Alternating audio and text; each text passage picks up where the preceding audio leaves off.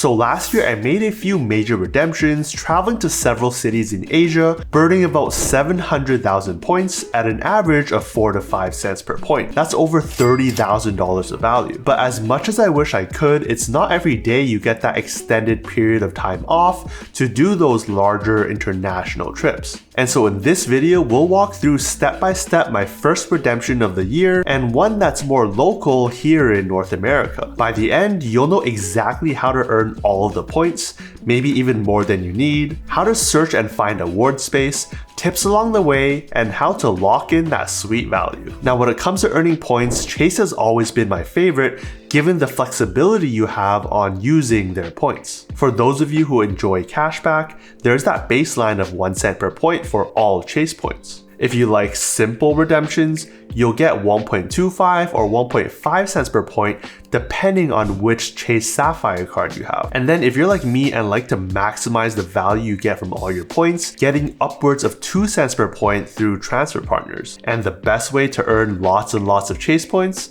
Chase credit cards, which are fortunately also some of the best cards you can get on the market today. And in my setup, that starts with the Chase Freedom Flex card, which has seen a lot of use last quarter because of basically the only reason I use this card, and that's with its 5 times points on rotating categories, changing every quarter. Last half was PayPal and the holiday season, so it was quite easy to hit the $1,500 spend maximum on this card as well as on my Freedom card. Then there's my Chase Sapphire Preferred card, which is my choice of the Sapphire card over a card like the Reserve, and has been my go-to card for a category like dining, given it has no foreign transaction fees and offers 3 times points in that category, as well as sometimes the travel category given 2 times points there. Even though it gives 5 times points for the Chase Travel Portal, it's not a method I usually use. But the Preferred has historically been the sole reason how I'm able to combine all my Chase points and redeem through these lucrative transfer partners, and has been with me for over 6 years now, earning me points not only through regular spend,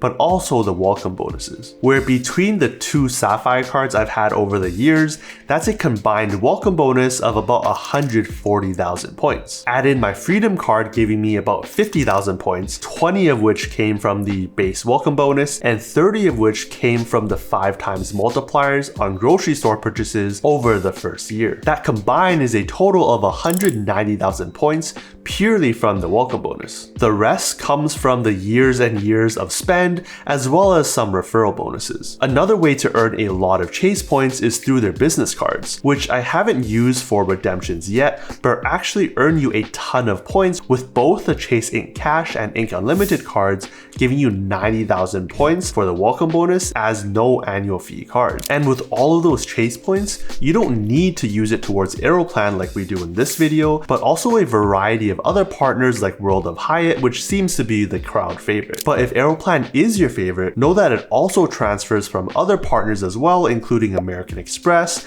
and Capital One, both of which have pretty straightforward ways to earn hundreds of thousands of points, which you can learn more about in this video up above. Alright, now that we know how to get all of our points, why do I choose Aeroplan as my plan of choice? Both for my 700,000 points of redemptions last year, as well as this one here. In my opinion, it's the flexibility, value, and ease of use. Aeroplan award charts are based off of zones, which are then split between partner airlines and Air Canada itself. Points for partner airline redemptions are set. For example, if you're flying from Vancouver or Seattle over to Japan, that's just under 5,000 miles and qualifies for the business class flights, costing you just 55,000 points. With some of these flights costing $2,500 each way, so taking the round trip divided by 2, that's 4.5 cents per point, which is much more than the typical 2 cents average. Yes, it's not the lowest redemption out there because other Star Alliance airlines like ANA has a redemption as low as 75,000 points round trip on the low end. But Aeroplan does not pass on the fuel charges, which could cost upwards of $400 or $500, and includes more availability on some airlines, for example Singapore Airlines, and has a much more modern and easy to use interface that doesn't require you to book round trip flights. That, along with some amazing airlines I love to fly over to Asia with, like ANA, Asiana, EVA, and Singapore Airlines, makes for a really flexible and valuable currency for my use cases. That said, Aeroplan is also great for redemptions locally too. If we take a look at the award chart within North America, a flight from Vancouver to Toronto would only cost you $12,500 in economy, $20,000 in premium economy, or $25,000 in business, which is especially worth it given some of these flights do include lie flat seats. Okay, so that's why Aeroplan is so valuable and why Chase points are some of the best out there. Now let's put it all together because there are some things to keep in mind. First, although these transfers are one-to-one, there are regular offers that will give you bonus points for making those transfers, usually from 20 to 30%, meaning for every 1,000 Chase points you use, that could result in 1,200 to 1,300 Aeroplan points. And when making these redemptions, these bonuses can really add up. For example, one trip last year where I used almost 500,000 points, I was able to save almost 100,000 points given the bonus at that time. That said, I still wouldn't transfer points over unless I knew I had an upcoming redemptions, because you never know what could happen and you don't want those points stuck there with little to no use. Next, another way to earn Aeroplan points is by purchasing them. Typically, you can go to Aeroplan's website and purchase points through their portal. For example, here, if you're trying to buy 10,000 points, that'll be 350 Canadian dollars, which is about $262 USD today, giving you $2.62 per point, which is not really worth it in my opinion, given I pin my Chase points at a value of 2 cents per point, so if possible I would just transfer points over instead of buying them because it's a better rate. However, also from time to time, Aeroplan will have bonuses for your points purchases as well, usually happening once every month or so, going as high as 125% bonus, meaning if you purchase the same 10,000 points, it'll give you a bonus of 12,500 points for a total of 22,500 for the same 262 USD, giving you a value of 1.1 cents per point. Now imagine flying in fully lie flat business class seats over to Japan for under $700. Well, you can, because at these rates, if you found a redemption to Japan for 55,000 points, even if you had no points to transfer, you can directly buy the points required and only pay $638. If I had the choice, I would actually lean towards buying points instead of transferring my Chase points, because 1.16 cents is a lot lower than the 2 cents per point average I pin my Chase points at. Alright, now that we have enough points, searching and finding the availability is next, which is arguably the hardest step. I'll link a couple other videos down below for my step-by-step process on booking my 2 Asia trips last year, but let's walk through how I booked 2 premium economy seats, flying from Vancouver over to Toronto, and then from Montreal back to Vancouver. We'll also touch on economy and business class seats, and know that all of these tips will apply for any destination you plan to fly to as well. To start my search, given my previously favorite tool, CalTool, has shut down, my new favorite is Seats.aero, a site that has a much more modern UI that lets you search across a ton of different programs, see what's available overall, or even search for specific routes on specific dates. In my case, I'll search for originating in Vancouver, flying over to YYZ or Toronto somewhere in the summer, let's say August 14th. I'll then choose direct flights only and give it a plus or minus 3 days so I see a small range. I'll also tick the individual flights so I'll see all the times and specific flight numbers. And then let's search. Checking for business class availability, it seems like nothing's there, which is not that surprising. But we can see that there's a few flights for just 20,000 points in premium economy, less than the 24,000 required for regular economy. Yes, you're reading that right. If we then click into it, we see a ton of different flights at the 24,000 points mark with $34 Canadian in fees, which switch over to premium economy and we see those 20,000 points redemptions for the same amount in fees. Just to double check, we'll click through to see these on the Aeroplan website to make sure the space is real and that there is still availability. And there are about 4 seats left in premium economy for just 20,000 points, and more seats in regular economy but for 24,000 points. If we click further and check the aircraft being used, it's also a 787, so not a small single aisle plane. Okay, so now that we see how many points are needed, 24,000 in economy, 20,000 for premium economy, and about $34 Canadian in fees, how does that compare to regular cash fares? Well, we can check on Google for the same dates, where economy costs about $248, whereas flights in premium economy cost $480. If we take take those prices, subtract the 34 Canadian or $26 USD in fees, that gives us an economy fare of $222 and a premium economy fare of $454. Divide that by the points needed for both of these fares, and you get a 0.925 cents per point value for economy and a 2.27 cents per point value for premium economy. A better redemption for better seats, we'll take that any day, especially when regular economy seats look like this and premium economy seats look like this. Do note that Seats.Aero will only let you search 60 days in advance, which could work depending on when you want to fly. But if you want to search the whole year as well as unlock a few pro features, you'll have to pay for the pro plan, which is $10 a month or $100 per year. If you're planning to do some major travel or you regularly travel a lot, I personally think it's a small price to pay to get some great value out of all of your points. Link down below if you're interested. This is not sponsored. So now that the steps are clear, let's take a look at our return flight, which is flying from Montreal back over to Vancouver. But first, the reason why we're not booking a flight from Toronto to Montreal is because of the value. You see, that type of flight would cost you 10,000 points in economy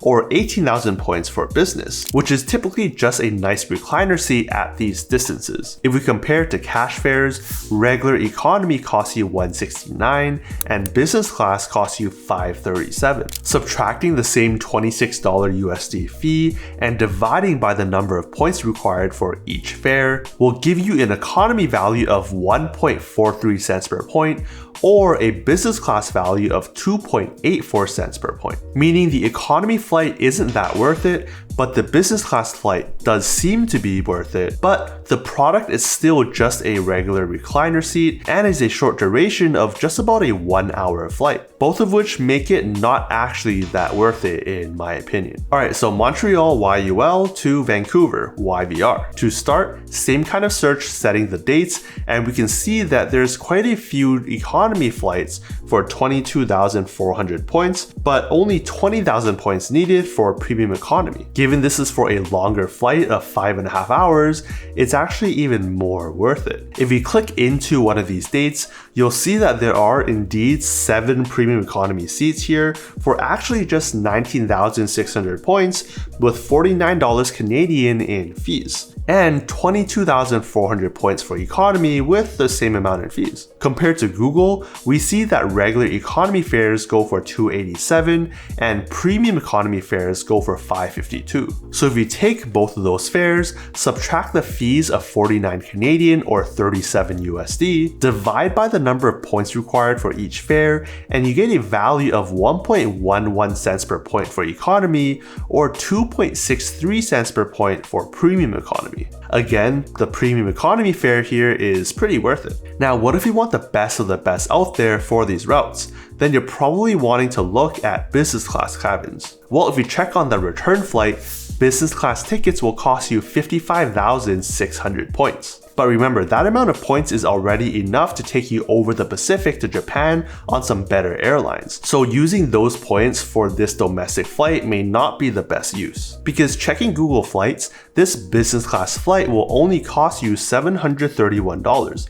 Subtract the same 37 USD in fees, that gives you 694 USD divided by the number of points needed, giving you 1.25 cents per point. This is not that great, especially when you're flying on aircrafts like the 737 or A320, both narrow single aisle planes whose business class looks something like this. No, instead, if we scroll down on our search and look at the non-direct flights, we see some business class redemptions available for 20 to 30,000 points. And if we click in for more details, we do see that some of these business class redemptions do include lie flat seats and only cost you 33,800 points. And if we go over to Aeroplan to double check, we do see these one-stop flights for this price range. For some, if you click into the details, you'll see that it's operated by pretty small planes like the CRJ 900, but some are actually operated by their 787s, which means you're getting a chance to experience their lie flat signature class. which we can verify by going over to the seat map over here. So the option is there for not too many more points,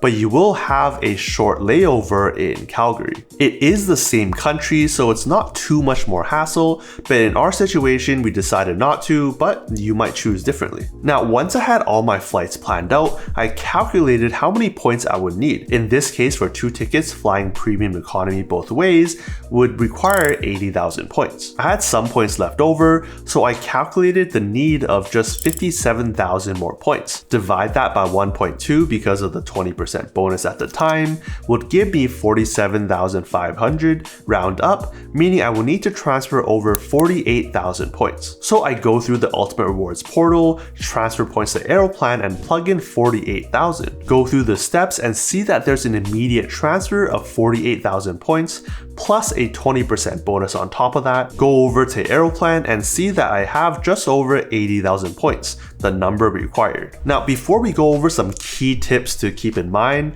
that was a lot to take in, so feel free to watch it over again, but it really boils down to a few steps. 1. Earn your points, either through Chase, American Express, or Capital One, or even purchasing them directly. Sometimes you can wait for transfer bonuses or bonuses when you purchase points as well. 2. Be familiar with the award charts. Here we talked specifically about Aeroplan award charts, but the same applies for any type of rewards program. 3. Search for availability on sites like Seats.aero or even directly on airline programs' website like Aeroplan, which does have one of the better and modern search engines. And 4. Transfer your points and lock in that redemption. That said, keep these next few things in mind to make sure you're getting what you think you're getting and that you're getting good value. First, make sure you keep an eye on which aircraft you're actually flying. Some cabins are nicer than others. For example, on the routes we talked about today, they fly a mixture of both smaller single-aisle planes as well as their bigger twin-aisle planes they also fly internationally. The latter usually being more comfortable and will give you a much better experience. Second, take note of the seats that you're flying on,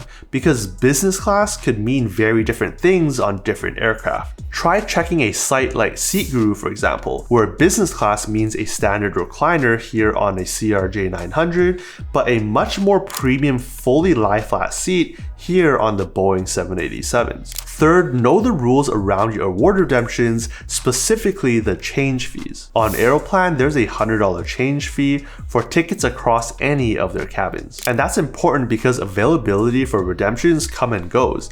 And for Air Canada specifically, the points required for the redemptions also changes from time to time. So if you ever find a much lower rate, or you booked on economy and you see a premium economy or business class seat open up, you could pay that $100 to change over, which could sometimes be an even better value like we see today. For my trip, I'm keeping my eye out for a potential business class ticket in the 30,000 points range. If so, I'd happily pay about 10,000 more points and a $100 change fee to switch to a fully lie-flat seat, if I'm that lucky. Which wouldn't be that surprising, given I went from flying economy with a stopover across the Pacific to pretty much a direct business class flight on my Asia trip last year. In addition to a ton of other tips and tricks learned along the way that you can follow along with step by step in this video over here. See you over there.